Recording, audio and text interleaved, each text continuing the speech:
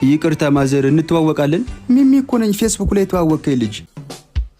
የጓደኞቼና የቤተሰቦቼን ያግባ እንጂ ጉትጎታ መቋቋም አቅቶኛል። ጓደኞቼ ጋብዞኝ ቤታቸው በሄድኩ ቁጥር እና መቼ ልታገባ አሰብክ የሚለው ጥያቄ ከምግብ ጋር አብሮ ይቀርብልኛል። እኔ ምለው ግን ይህ ጥያቄ ምግቡን ማወራረድበት ዋኑ እንዴ? ሁልጊዜ ከምግብ ጋር አብራችሁ የምታቀርቡልኝ ነው ወይስ እኔ ሳልሰማ ያላገባኝ ሰቀል የሚል አዋጅ ወጣ? እንደ አቃቢ ሕግ አዋጅ አንቀጽ ምናምን ማለቱን ተውና አሁን መቼ ነው የምታገባው? ቀስ ብዬ ተረጋግቼ ጥሪት ይዤ አገባለሁ። ምንም የሚያስቸኩለኝ ነገር የለም። አብረውን የተማሩ ጓደኞቻችን እኮ እንዳለ አግብተው አንተ ብቻ ነው የቀረው። ታውቃለህ አይደል? ደግሞ ይህ ሀብት ጥሪት ምናምን እያልክ ሰበብ አደርድር። ጥረት ካለ ጥሪት ይመጣል። እኔና ቅድስት ስንጋባ አባቴ ሰርጋችን ቀን ከሰጠን ቪላ ቤትና የእሷ አባት ጎጆ ሞጫ በለው ከሰጡን 5 ሚሊዮን ብር ውጪ 5 ሳንቲም የሌለን ድሆች ነበርን። የድህነት በረከታችሁ ይደርብኝ አልኩ በልቤ። ኤርሚ የተናገረው ነገር ትክክል ነው። ፍቅር ካለ ሰው ሰርቶ መለወጥ እንደሚችል እኛ ጥሩ ማሳያዎች ነን። ስለዚህ ሰበብ ማብዛትን ተውና አግባ። በቃ እግዚአብሔር ያለ ቀን አገባለሁ። ምን ነው ባለፈው ከደረቅ ኪሴ ብር ሳውጣ ስታዩኝ ያረጀው መሰላችሁ እንዴ? ገና አንድ ፍሬ ልጅ እኮ ነኝ። ልደግበት እስቲ። 2 ፍሬ ይዘ አንድ ፍሬ ነኝ ማለት አይከብድም ነው ወይስ አንዱን በሰርጀሪ ያስወጣው? ካላገባማ ሁለቱንም ቢያስወጣውስ ምን ያደርግለታል? ተባባሉና ተሳሳቁ።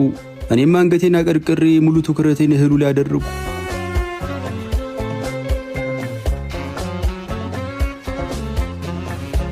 ኤርሚያስና ቅድስትን ያወቅኳቸው የዩኒቨርሲቲ ተማሪ እያለን ነበር። ሁለቱም የባለጸጋ ልጆች ናቸው። ተጣብቆ እንደተወለደ ልጅ ሁሉም ቦታ አብረን የምንታይ ቤስት ፍሬንዶች ነበርን። ቀስ በቀስ የኤርሚያስና የቅድስት ግንኙነት ከቤስት ፍሬንድነት አልፎ የደረጃ እድገት አሳየ። አጠገቤ ቁጭ ብለው እማ አባ መባባል ጀመሩ። አረ ምንድነው አንተማ ምትላት? አሁን እሷ ብትወልድ አንተን ታደርሳለች? አንቺስ ምንድነው ስትረገጂ የዘር ፈሳሽ ያላዋጣ ሰው አባ ምትዩ? የቃላት አጠቃቀማችሁን ብታስተካክሉ ደስ ይለኛል። ገና 1 ዓመት ሳይሞላችሁ ምንድነው አባ እማ መባባል? እጭ አንተም እንደ እናት ምትንከባከብ እማ ያልክ መጠራት ሚስት ይስጥ። ተነሽ እማ እንሂድ አላትና እጅ ለእጅ ተያይዘው ሄዱ። በእማና በአባ የተጀመረ ፍቅራቸው በመጨረሻም እንደ አበባ ባማረ ትዳር ተደመደመ።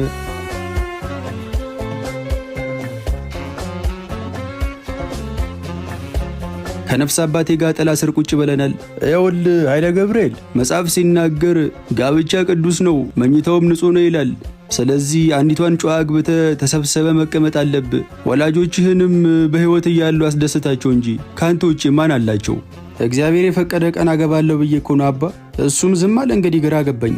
ግራ መጋባቱን ትተህ ዞር ዞር እያልክ ግራ ጎንም ብትፈልግ ይሻላል ነው ወይስ ሚስት እንደምና ከሰማይ ይወርድልኛል ብለህ እየጠበክ ነው? አትፍዘዝ እንጂ ነቃ በል። ሴት ልጅ ደግሞ በተፈጥሮዋ ነቃ ያለና ለነገ ሕይወቷ የሚያስተማምናት የብረት መዝጊያ የሆነ ወንድ ላይ ነው ልቧ የሚከጅለው። ስለዚህ አትደንዝዝ አለ ገብርኤል። እኔም አይነ ጥልሃ እንዲገፈፍ ጸልይልሃለሁ። አይዞ በለው ጀርባዬን መታ መታ አረጉና ተነስተው ሄዱ።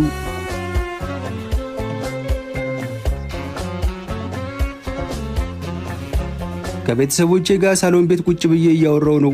አባቴ ዘለግ ያለ ሳል ካሳለ በኋላ በሞተር ድምፅ አንድ ጊዜ ተናፈጠና እንግዲህ እንደምታየኝ ጉንፋን እያንደፋደፈኝ ነው። ሳላመልጥ በፊት አግብተህ ወልደ የልጅ ልጅ ብታሳየኝ አይሻልም?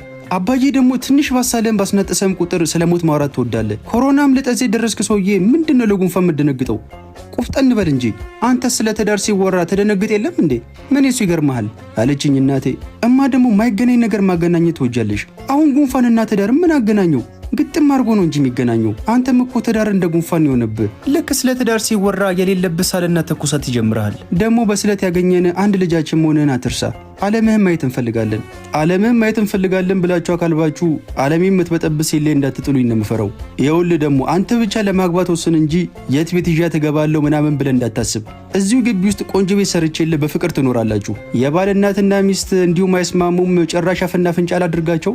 ባይሆን የዘንድሮ ቲክቶክ አዋርድ ዳጎስ ያለ ሽልማት አለው። እኔም በ3 ዘርፍ እጮኛለሁ። እሱን ካሸነፍኩ በሽልማቱ መቋቋሚያ ስለማገኝ የዛኔ ስለ ጋብቻ ላሰብ እችላለሁ። እንዴ አሁኑኑ ነው የምመርጥ። የት ነው ምርጫ ጣቢያው ብሎ ከተቀመጠበት ተነሳ። እናቴም አብራው ተነሳች። ኧረ ተረጋጉ፣ ቁጭ በሉ፣ እንደዛ አይደለም። ሳቄ መጣ እና እንዴት ነው ታዲያ ብለው ተቀመጡ። የምትመርጡት እዚህ ቁጭ ብላችሁ በስልክ ነው እንጂ እንደ ፖለቲካ ምርጫ ጣቢያ ሄዳችሁ ኮሮጆ ውስጥ ወረቀት በመክተት አይደለም። እኛ ታዲያ ስንመርጥ የኖርነው ምርጫ እሱ ነው። ሌላውን በምን እናውቃለን ብለህ ነው። እሻውን ለማንኛውም እጩ የተደረግኩባቸውን ዘርፎች ልንገራችሁ። አሃዮ ሚስት ከማጨትህ በፊት አንተ ቀን መታጫ አይደል? በል እሺ ንገረን። በቤስት አርቲስት በጂፓወር አዋርድ እና በጭላሎ አዋርድ የታጨሁት። እግዚአብሔር ብሎ ባሸንፍ ቀጥታ ሙሉ ግቢ ከራይና የዓመት ክራዩን ዘግቼ አበባ የመሰለች ሚስት ነው ማገባው። አይዞ ባለፈው 10 ሚሊዮን ብር ሎተሪ ደርሶ ተበልተሃል። በዚህ ትካሳለ። እኔም በእድርተኞቼ ሁሉ ነው ማስመርጠህ እንዳታስብ። በልክ አሁን ወጣ ወጣ እያልክ ቆነጃጅቱን አየት ማድረግ ጀምር። በላኝ ተነስተ ሄደች።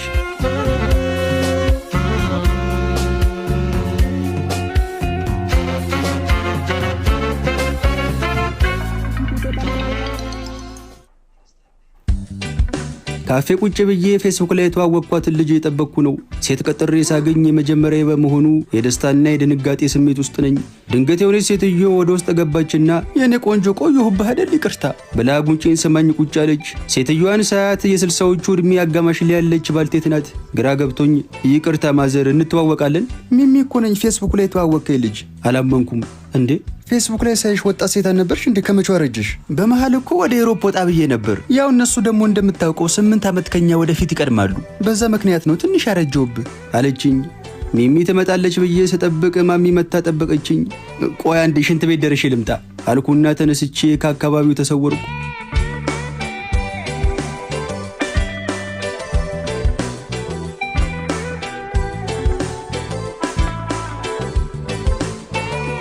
በሌላ ጊዜ ደግሞ እንደ ሰንደቅ ዓላማ መስቂያ ዘንግ የረዘመች ልጅ ተዋወቅኩ። ረጅም ከመሆኑ የተነሳ ስለማንደማመጥ ጎን ለጎን እየሄድን ራሱ በስልክ እንደምናወራው።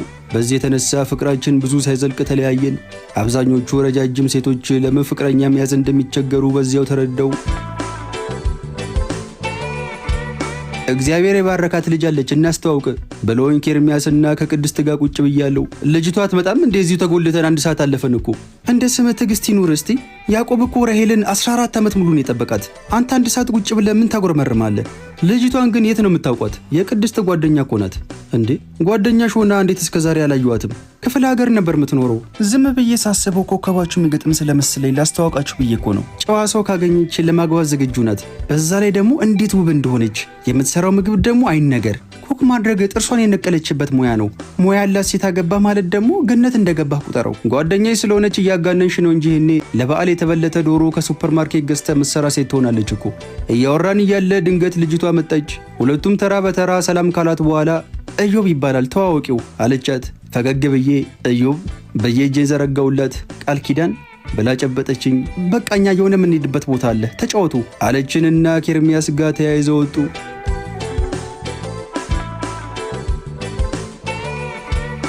እኔና ቃል ኪዳን ፊት ለፊት ተፋጠን ቁጭ ብለናል። ወሬ ለመጀመር ያህል ኩክ ማድረግ ጥርስሽን የነቀልሽበት ሙያ ነው ተብሏል። እውነት ነው አልኳት። አዎ ብላ ፈገግ ስትል የፊት ጥርሶ የለም ወልቋል። እንዴ የምር ነው እንዴ ጥርስሽን የነቀልሽው? ደነገጥኩ። አዎ ግን የነቀልኩት በሙያ ሳይሆን በጠብ ነው። በድብድብ መሃል አገላግላለሁ ብዬ ገብቼ ነው ጥርሴ የወለቀው። አንድም አዲስ አበባ የመጣሁበት ምክንያት ጥርሴን ለማስተከል ነው። ጥሩ የጥርስ ሐኪም ታውቃለህ እንዴ አለችኝ። እንዴ በሚገባ በእናትህ አሁኑኑ ውሰደኝ። እሺ አልኳትና ዶክተር ሰላሚና ጋር እስማኤል የጥርስ ሕክምና ወሰድኳት። ያለበረኛ ለብቻው የቆመ የጎል መረብ የመሰለ ጥርሷ ተተክሎ እንደ ሀሊማ የተፍለቀለቀች ወጣች።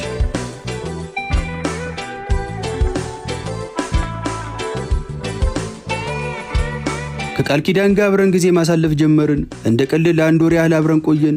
የእውነትም ኮከባችን የገጠመ መሰለኝ። እየወደድኳት መጣው። በሕይወቴ ለመጀመሪያ ጊዜ ትዳር ስለሚባለው ነገር ማሰብ ጀመርኩ።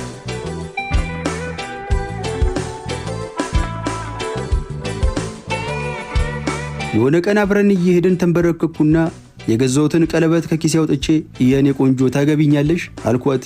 እንዴ ይሄ ትናንት የገዛው ሱሪ አይደል እንዴ? ይቆሽሽባል ተነስ ብላ አፋፍሳ ካነሳችኝ በኋላ ከዛሬ ነገ እነግርሃለሁ እያልኩ ፈርቼ ነበር ዝም ያልኩት። ከፍቅረኛዬ ጋር ታርቀናል። ከሳምንት በኋላ ወደሱ እመለሳለሁ። የማይሆን ተስፋ ስለሰጠው በጣም ይቅርታ። በላይም በቆምኩበት ትታኝ ሄደች። እኔም ትዳር የሚባለውን ሐሳብ ለአንዴና ለመጨረሻ ጊዜ ከአንጎሌ ውስጥ አውጥቼ ጣልሁት።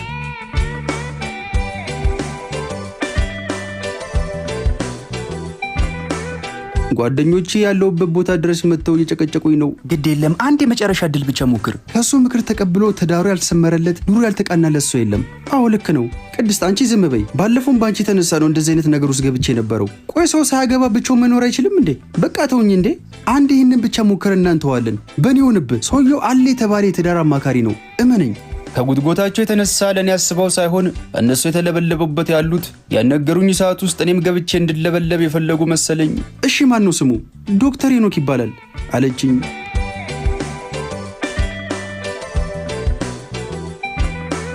የፍቅርና የትዳር ህይወት ሊቅ ነው የተባለው ዶክተር ቢሮ ሄጄ ቁጭ ብያለሁ። ዶክተሩ ስለ ትዳር ህይወት ትንታኔ እየሰጠኝ ነው። እንግዲህ ትዳር ማለት በአንድ ሴትና በአንድ ወንድ መካከል የሚፈጠር ትስስር ወይም ጋብቻ ማለት ነው። ትዳር ቤተሰብ የምንመሰርትበትና ደንቡን ጠብቀን ዘራችንን እንደ ምድር አሸዋ የምናበዛበት የፈጣሪ ስጦታ ነው። በእውነቱ ትዳር ከማርና ከወለላ በላይ እጅግ ይጣፍጣል። ዘለግ ላለ ደቂቃ በስሜት ተውጦ ስለ ትዳር በቂ ማብራሪያና ትንታኔ ከሰጠኝ በኋላ እና ምን የምትለው ነገር አለ አለኝ። በእውነቱ ዶክተር እጅግ ደስ የሚል አንድ እንኳን መሬት ጠብ የማይል ምክር ነው የሰጠኝ። አመሰግናለሁ በጣም። ምንም አይደል። ይገርምሃል፣ በእኔ ምክር ብዙሃኑ ናቸው ትዳር መስርተው በፍቅር እየኖሩ ያሉት። በጣም ደስ ይላል። መቼስ እርሶን ያገባች ሚስት ታድላለች። እርሶስ ታዲያ እንዴት ነው የትዳር ሁኔታው? ወንበሩ ላይ ወደ ኋላ ለጠጣለና እኔ እንኳን ባለመስማማት ከ2 ዓመት በፊት ነው ከባለቤቴ ጋር የተፋታሁት አለኝ።